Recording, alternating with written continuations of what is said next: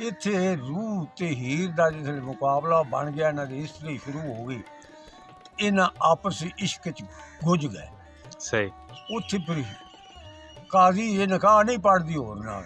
ਸਹੀ ਹੁਣ ਨਿਕਾਹ ਤੇ ਇਹਦਾ ਆਪਣੇ ਚਾਕ ਬੁੱਤ ਨਾਲ, ਸਹੀ ਦੂਜੇ ਨਾਲ ਕਿਵੇਂ ਕਰੇ। ਸਹੀ ਉੱਥੇ ਫਿਰ ਕਾਜ਼ੀ ਇਹਦੇ ਤੇ ਸਵਾਲ ਕਰਦਾ ਇੱਕ ਤਾਨਾ ਦੇਣੇ, ਭਲਾ ਦੱਸ ਹੀਰੇ ਕਿਹੜੀ ਗੱਲ ਪਿੱਛੇ ਨਾਲ ਚਾਕ ਮੁਹੱਬਤਾਂ ਲਾਈਆਂ ਨਹੀਂ। ਵਾਹ ਵਾਹ ਵਾਹ। ਘਰ ਘਾਟੇ ਦਾ ਨਾ ਕੋਈ ਖੂਹ ਖੱਲੜ, ਨਾ ਕੋਈ ਪਿੰਡ ਨਾ ਪੀੜ ਨਾ ਜਾਈਆਂ ਨੀ। ਕਿਆ ਬਾਤ। ਨੀ ਮੋਢੇ ਧਰ ਭੂਰਾ ਹੱਥ ਡਾਂਗ ਫੜ ਕੇ ਮੱਝੀ ਕਾਮਿਆਂ ਹੋ ਚਰਾਈਆਂ ਨੀ।